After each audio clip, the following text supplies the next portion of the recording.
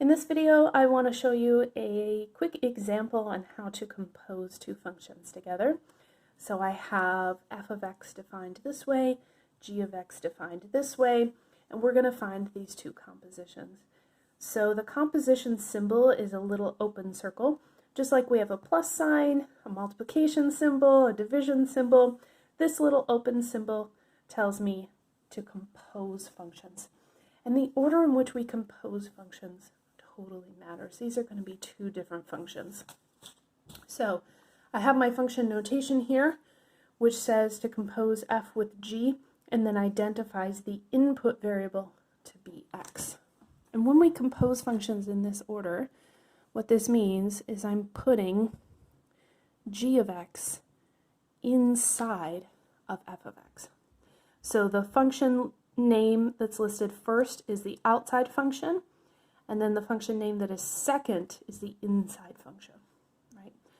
So I really want you to be thinking of compositions this way, where what we're doing is we're putting a function inside of another function, which is kind of neat.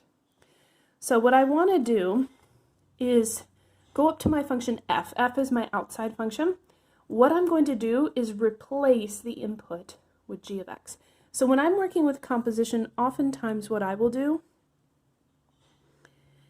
is leave this input space blank, and over here in the function, I'm going to replace all the x's with just open blank parentheses.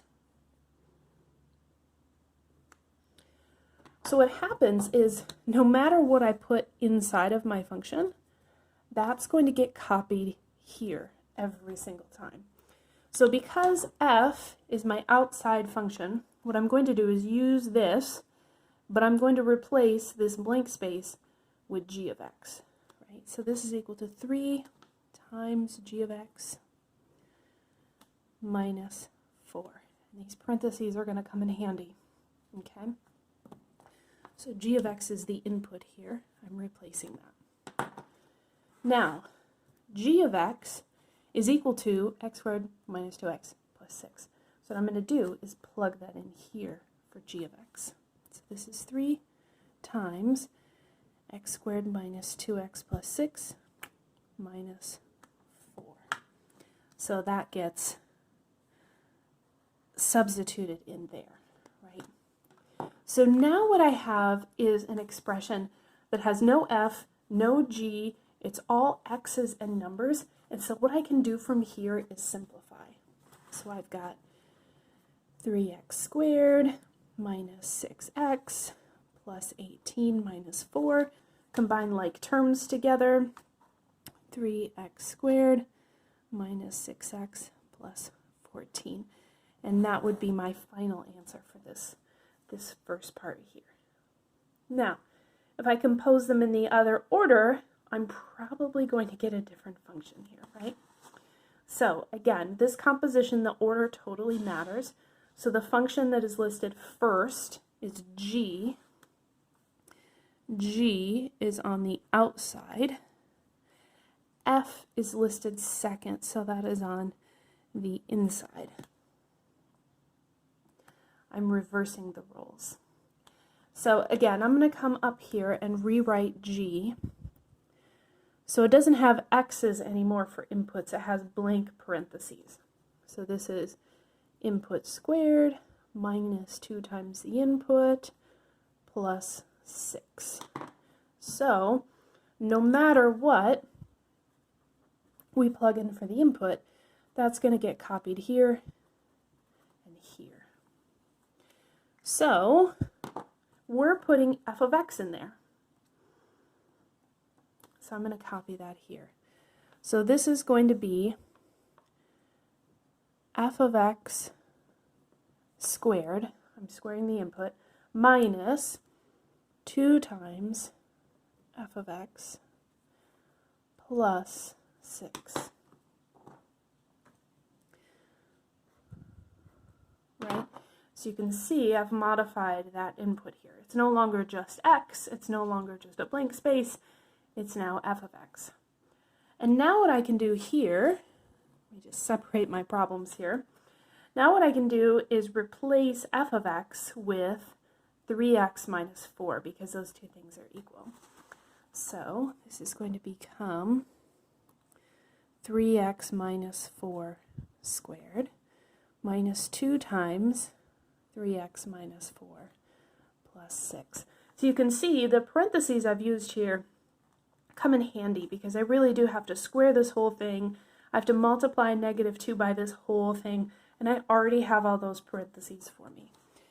So what I can do from here is just simplify, right? I need to square this entire quantity. So I'm going to get 9x squared minus 24x plus 16. I have to distribute the -2, so minus 6x plus 8. And then I still have this plus 6. I'm going to combine like terms together. This becomes 9x squared. -24 and -6 gives me -30x. Positive 16 plus a positive 8 gives me 24, plus another 6 gives me 30. So you can see that composing these two functions together in the different orders do actually give me two different functions. So you really want to pay attention to the order. Remember, the one that comes first is on the outside, and the function that's listed second is on the inside, right? And then there's one last follow-up question I have here, and that is to find g composed with f of 1. I want to show you there's actually two different ways you can answer this question. Okay, the first way is to actually find g composed with f of x, which we did over here in part B. That's equal to 9x squared minus 30x plus 30. And then what you can do is just plug in the number 1. Remember, this here tells you what the input is. So this is telling you the input is 1. So this would be 9 times 1 squared minus 30 times 1 plus 30, which would be what? 9 minus 30 plus 30, so this would be 9. Right? So that's one way. You could go through the effort of actually finding this first and then plugging 1 in. Or another way you could answer this question is by setting up this composition. Okay? So if you didn't already go through the effort of part B, then why make yourself go through all of this work if you don't have to, right?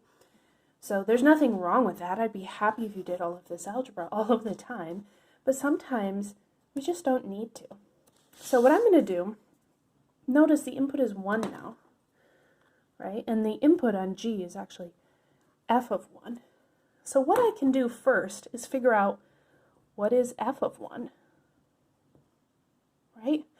So if I go up here to the function f, let me just copy that down. F of x is 3x minus 4.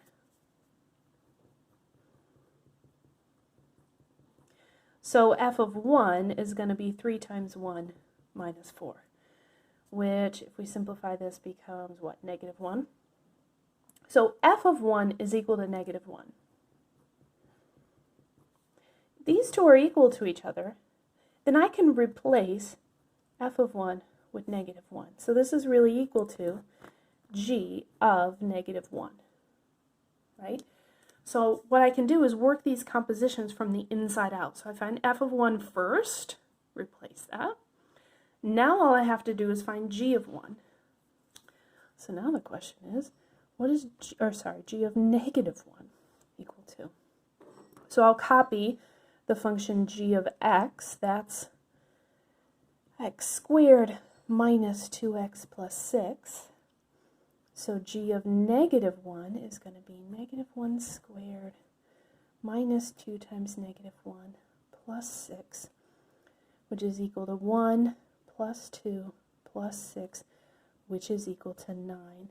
And it should be the same answer as before because I'm showing you two different ways to solve this problem, right? So this one looks shorter, but really, first we had to go through all of this algebra before we could get here. Or you could work this from the inside out and still get the same result. These are two valid ways to answer this question. Either way, you find the answer to be 9.